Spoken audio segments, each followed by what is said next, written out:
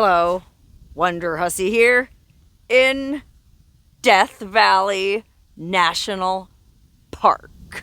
And boy, does it feel good to finally be able to say it out loud and proud. I'm in Death Valley.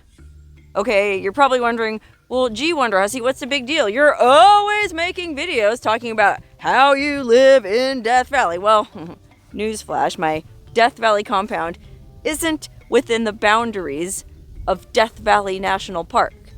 There are plenty of folks who do live inside the national park. I happen to live 11 miles outside it. But, close enough. Okay, so anyway, what's the big deal with my being in Death Valley National Park today? I mean, considering the fact that I've shot several videos in Death Valley National Park over the past several years, well, today is the first time I'm shooting a video in Death Valley National Park without worrying about having a permit. That's right. Did you know that until very recently, anyone shooting quote-unquote commercial video inside any national park was supposed to have a filming permit? That's right, anyone shooting commercial video, and that's not just big budget Hollywood productions, that includes any podunk YouTubing yokel just filming with a cell phone. And I didn't know anything about this for a long time. In fact, I think it was early 2023 that somebody emailed me going, "Hey, Wonderhussy." I had just made a video out at Lake Mead outside Las Vegas, which is in a national recreation area. Anyway, someone emailed me going, "Hey, Wonderhussy, did you realize you're supposed to have a filming permit to shoot anything in any national park or on any national lands?" And I thought, oh, that can't be right. I mean, I understand why they would charge permitting fees to big Hollywood productions that come out here with helicopter shots and boom cranes and, bus loads full of catering and wardrobe and makeup. And, they create a real disturbance for the people who are trying to enjoy the desolation of Death Valley or any other national park for that matter. I totally get why they would require permits for big, bothersome productions. But just some yahoo with a cell phone? Well, it seemed like government overreach to me, and I couldn't believe it, but I looked it up and it was true. And, I'm a law-abiding person, despite what you might think. I actually like to play by the rules for the most part, and so I looked into, well, how bad could it be to get a permit to film in Death Valley? I mean, obviously, I go to a lot of national parks, but Death Valley is right in my backyard, and so I come here a lot, and I film a lot of videos here. So I thought, all right, well, I don't want to run afoul of the Park Service or the federal government. Let me just look into this, and oh my gosh, not only was it expensive, it was also time-consuming and cumbersome. And for somebody who's just shooting YouTube videos on the fly like I am, I don't know where I'm going to be filming from one week to the next. So for me to log in and request a permit like a month in advance and then have to pay the application fee and the permitting fee, which adds up to hundreds of dollars, well, it simply wasn't feasible. So ever since I found out about this permitting requirement, well, I just sort of avoided shooting videos in national parks in general and in Death Valley in particular. Which is a bummer because, like I said, I live right outside this particular park. And there's so much cool stuff to explore here. But now, thanks to former President Joe Biden, I can shout it from the rooftops. I'm in Death Valley! Okay, I guess one of the last things Biden did before leaving office the other day, in addition to preemptively pardoning his son, was to finally pass the Expanding Public Lands Outdoor Recreation Experiences Act. Okay, this is an act that I think has been in D.C., in front of Congress or the Senate or somebody, for literally years, and I've been waiting for them to vote on it because it would, and it finally did, abolish the requirement for people like me to get filming permits in national parks. That's right.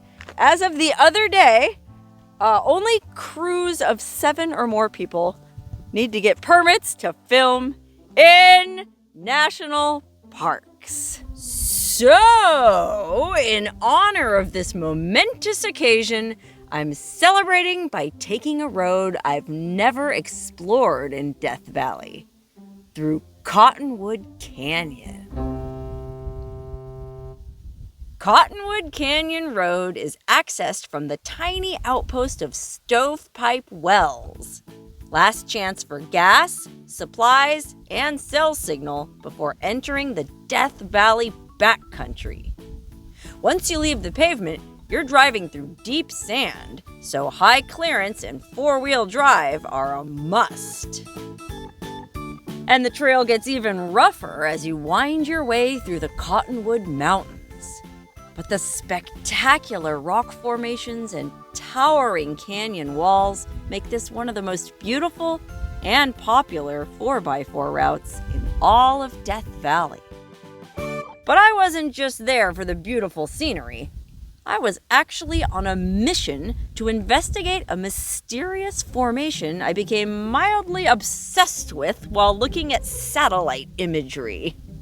Yeah, that's right, I spend a lot of time looking at Google Earth, scouring the wastes of the Mojave Desert for isolated cabins, abandoned mines, and other unusual signs of man and his infinite wisdom.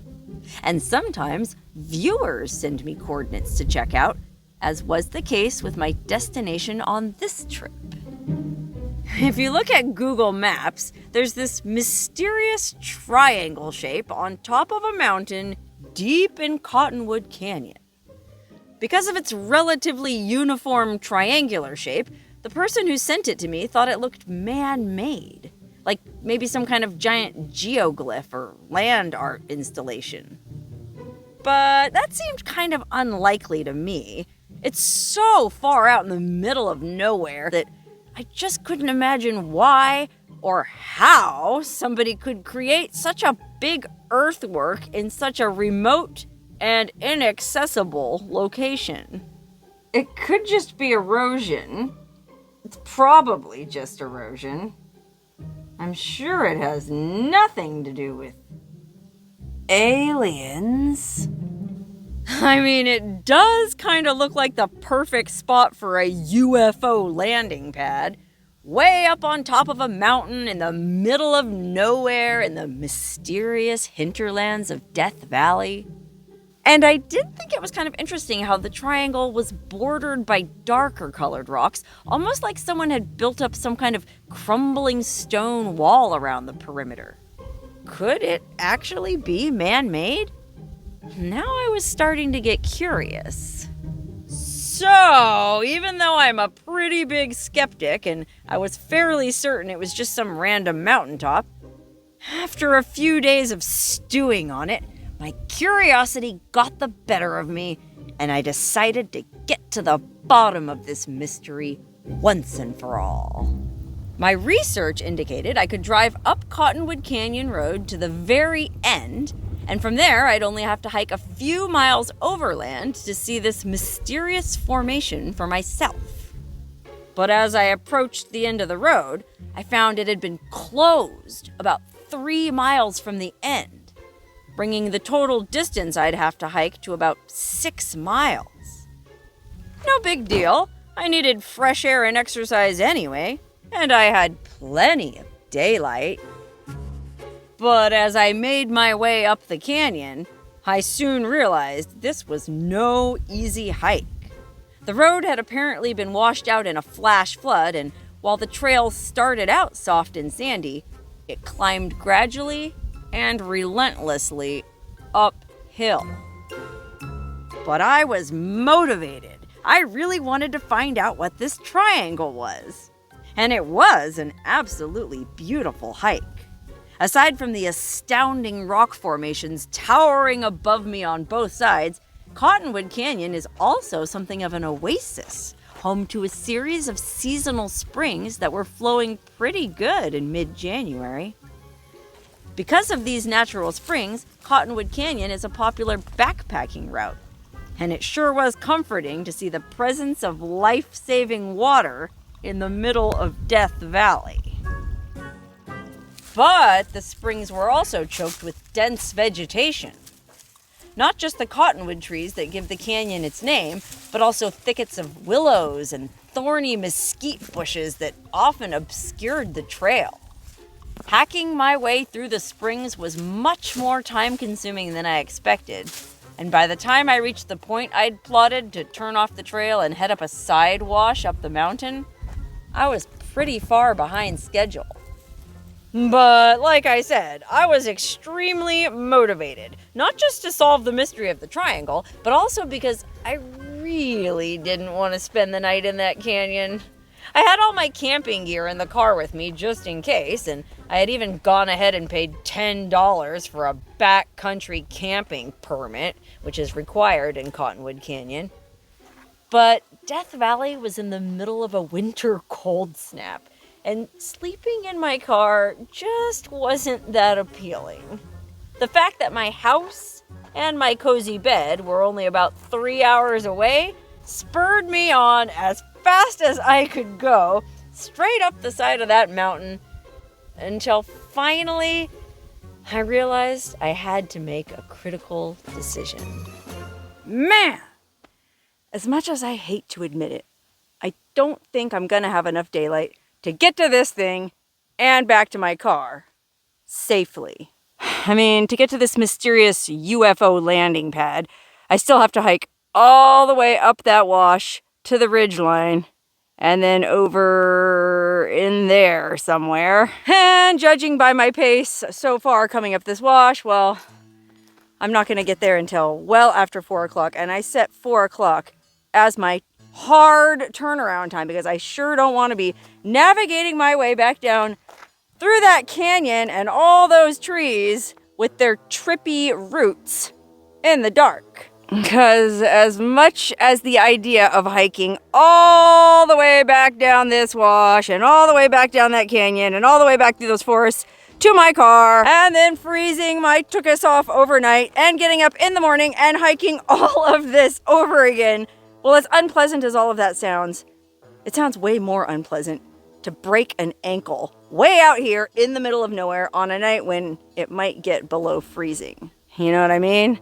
This is a very, very, very desolate area, even by Death Valley standards. So, as much as I hate turning around, well, I guess it's a good thing I bought that wilderness camping permit.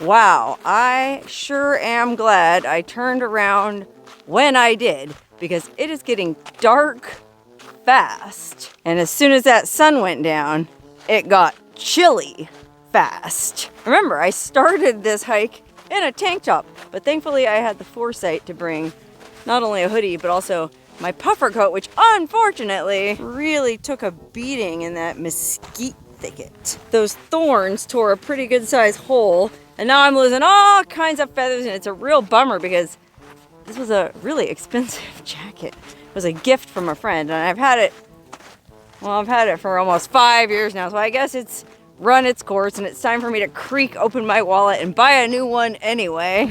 But hopefully it'll retain enough feathers to keep me warm tonight. Man, bushwhacking through those mesquite thickets by the springs was no joke. I certainly wouldn't have wanted to do it any later than I did or with any less daylight.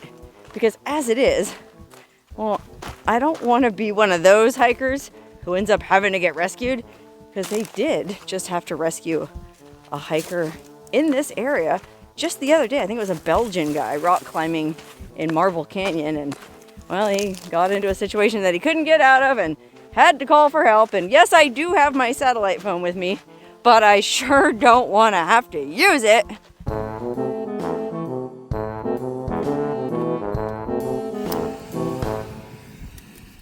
Okay, let's see what we have for dinner. Well, I'm way too tired to even mess around with boiling anything in the bag, so I think I'm just gonna go with some dehydrated food. I have a breakfast skillet, and I have Kathmandu curry.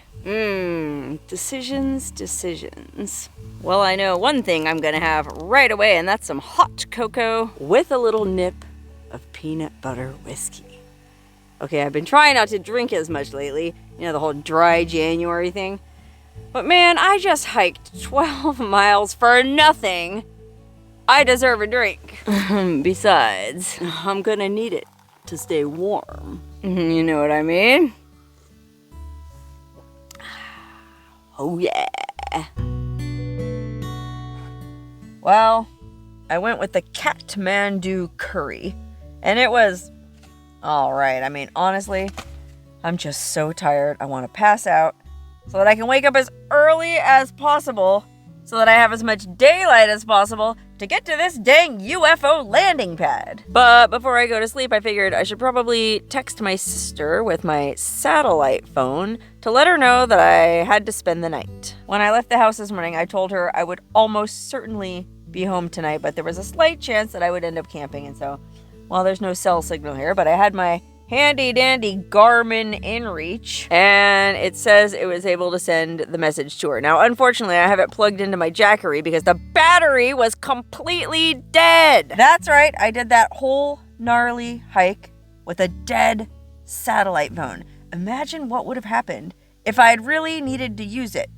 You know, the last person to use that satellite phone was my friend Scott. When we hiked Eagle Mountain, he insisted on carrying the satellite phone, and the dummy left it on and drained the battery. It's the first time this has ever happened to me in 8 years of carrying the satellite phone around with me. I always make sure it's topped off. Note to self, don't let Scott carry my phone anymore. So anyway, I'm going to leave it plugged in overnight, and hopefully it gets charged up enough to where I can take it on the hike tomorrow. And the InReach isn't the only thing that needs charging. I'm friggin' exhausted, but I'm hoping that a good night's sleep will recharge my batteries enough to where I can tackle this 14-mile hike again.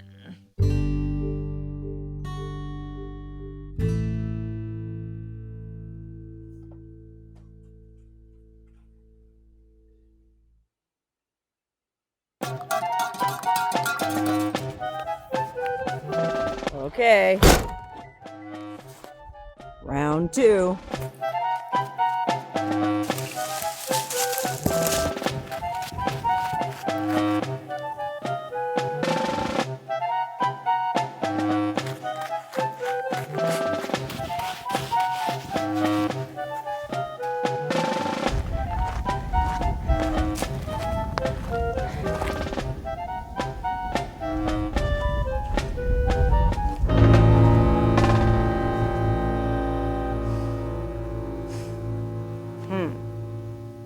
In the words of the immortal Johnny Rotten, you ever get the feeling you've been had? Well, not had. Maybe sort of more like misled. Google! On Google Maps and Google Earth, this looked like a perfectly smooth, white UFO landing pad. But up close and personal, it's just a rocky, scrub-covered mountaintop. I mean, yeah, I guess it's relatively flat, and yeah, the rocks are lighter in color than the surrounding rocks. But any UFO that wanted to land up here would have to be 4-wheel drive and high clearance, because this isn't exactly what you would call a smooth playa. And it really doesn't look anything at all like what I imagined it would, or like I imagine an alien landing pad would look, if that makes any sense. I don't know what I was expecting. Something smooth enough for the aliens to roller skate on, maybe? A place for the new Burning Man to be held? Oh, wouldn't that be something? If they had Burning Man up here, there'd be a lot fewer douchebags. Actually, if they started having Burning Man up here, well, there'd be an airport installed over in that corner in no time. So that Paris Hilton and P. Diddy and Mark Zuckerberg and all their cronies could come up here in style. Anyway, there's no Burning Man, there's no roller skating rink, there's no alien landing pad. It's just the top of a mountain. And the top of a mountain, I might add, that I have worked harder to get to than the top of any other mountain I've climbed to the top of, with the possible exception of Mount Whitney, which incidentally I think we can see over there. Isn't that something? I think, let me zoom in.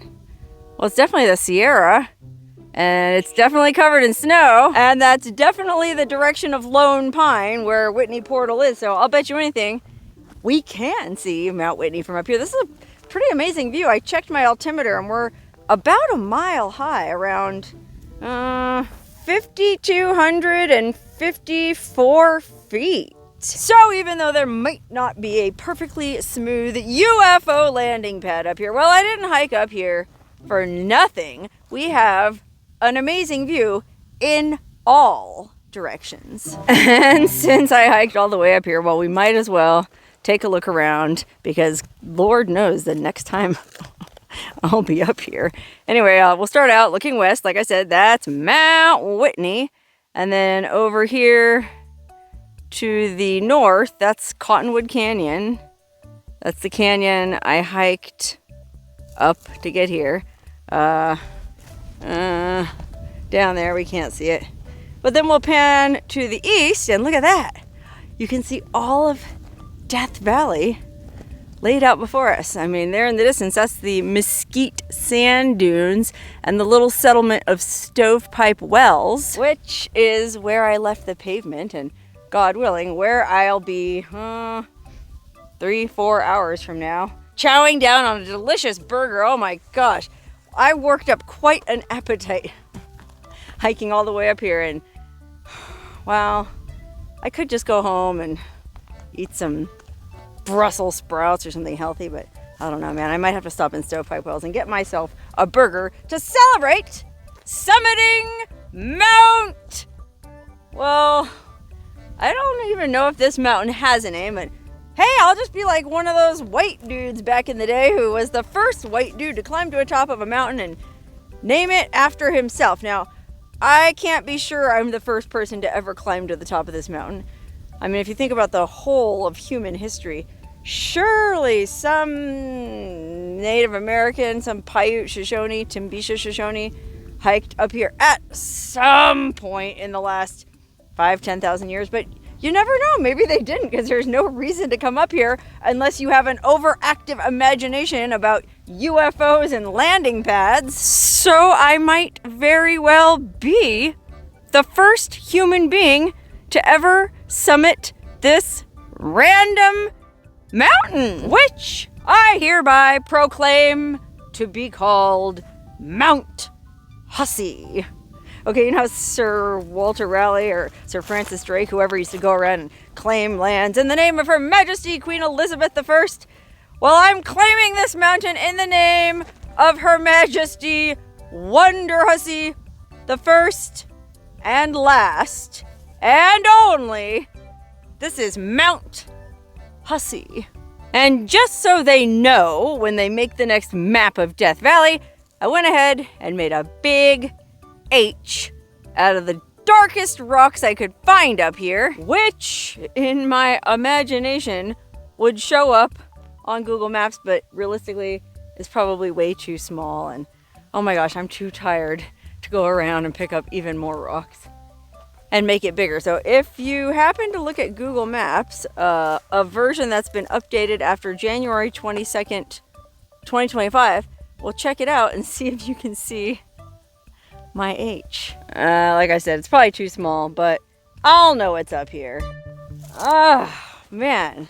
You know that feeling of accomplishment when you did something that's really difficult? And especially if you tried to do it the first time and failed, and then you went back and did it again and succeeded? That's a feeling I have right now. I feel pretty good Well, looking at the route I have to descend makes me feel a little less good, but I'll be all right. In this instance, I feel like going down is going to be a lot easier than coming up. Oh my gosh, that was without question one of the toughest inclines I've ever ascended, and it doesn't look like much, and it didn't look like much when I was planning this trip, but it was slippery and it was steep, and every step I took I slid back at least a half a step. So anyway, I'm glad I'm at the top. Going down should be a lot easier. I'll be careful. I don't want to twist an ankle. Don't want to be that person that has to get rescued by the park rangers.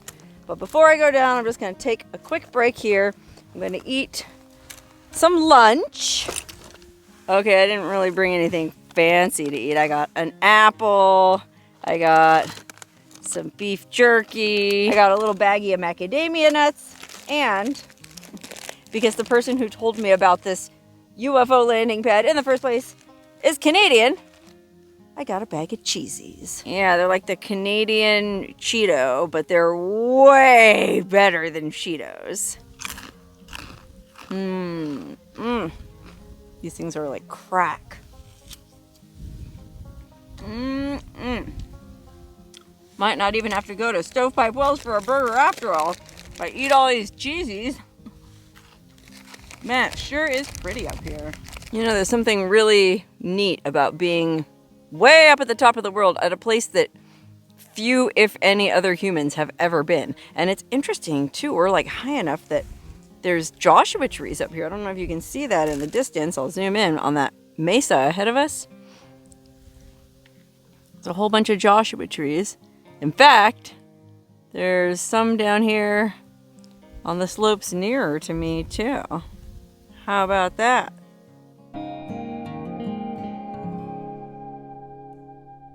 All right, lunchtime's over, and it's time to start hiking back down to my car. But before I leave, one more look at this alien landing pad. You know, this is the kind of place that you really need a drone to appreciate. If I could fly my drone up, first of all, I could get an amazing panoramic shot of all of Death Valley. But secondly, I could give you an idea of what this looks like. And, well, maybe you'll understand why I thought it looked like an alien landing pad. But no drones allowed in Death Valley or in any national park. And, well, as I might have mentioned a time or two in this video, I'm in Death Valley! Know how I said I could shout it from the rooftops? Well, I basically am on a figurative rooftop. So what better place than to let the world know I'm in Death Valley! The silence is deafening. I don't think Death Valley cares. And who could blame it? I wouldn't care if I was here either. Anyway, I'm gonna go ahead and start the long, sketchy descent back to my car, and then with any luck, back to my own compound on the outskirts of Death Valley. And well, if you're watching this video, then you know I made it alive.